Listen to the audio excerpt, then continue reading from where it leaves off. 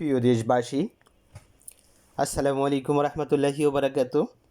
আসুন আমরা বন্যায় ক্ষতিগ্রস্ত মানুষের সাহায্যে এগিয়ে আসি, দলমত নির্বিশেষে, ধর্ম বর্ণ নির্বিশেষে। আমরা যদি বন্যায় ক্ষতিগ্রস্ত মানুষের সাহায্যে এগিয়ে আসি, তাহলে আমাদের কী উপকার হবে? আসুন বিশ্বশ্রেষ্ঠ বিশ্ব নবী মোহাম্মদ সাল্লাল্লাহু আলাইহি ইসলামের হাদিস থেকে জেনে নিই। মুসলিম শরীফের 6746 নম্বর হাদিসে প্রিয় নবীজি বলেছেন, আল্লাহ তাআলা ততক্ষণ তার বান্দার সাহায্য করেন যতক্ষণ সে অন্য ভাইয়ের সাহায্যে লিপ্ত থাকে।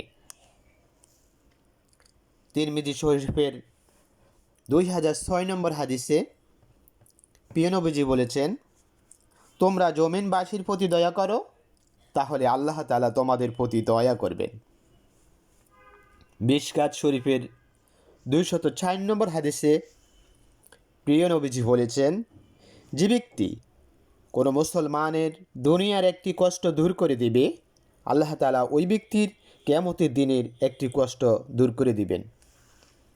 সহিহ মুসলিম শরীফের 6474 নম্বর হাদিসে প্রিয় নবীজি বলেছেন, যে ব্যক্তি তার কোনো ভাইয়ের কোনো প্রয়োজন পূরণ করে দিবে, আল্লাহ তাআলা ওই ব্যক্তির সকল প্রয়োজন পূরণ করে দিবেন।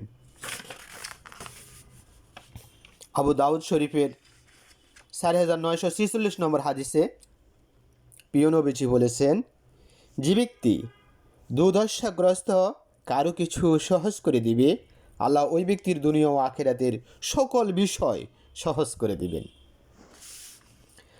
আর কিছু না পারলেও অন্তত দোয়ার মাধ্যমেও সাহায্য করা যায়, এ তো আমাদের নিজেদেরই লাভ। প্রিয় নবীজি বলেছেন, যখন কোনো মুসলিম অপর ভাইয়ের অগসরে তার জন্য দোয়া করে, একজন নির্ধারিত ফেরেশতা বলেন, আমিন, আল্লাহ তোমার জন্য এমনটা করুন। সহিহ মুসলিম শরীফ হাদিস নম্বর 6821। আল্লাহ তাআলা সকল বন্যাবাসী, বন্যায় ক্ষতিগ্রস্ত সকল ভাইদের দুঃখ কষ্ট দূর করে দিন এবং তাদের সকল রকমের এই কঠিন মুসিবত থেকে রক্ষা করুন।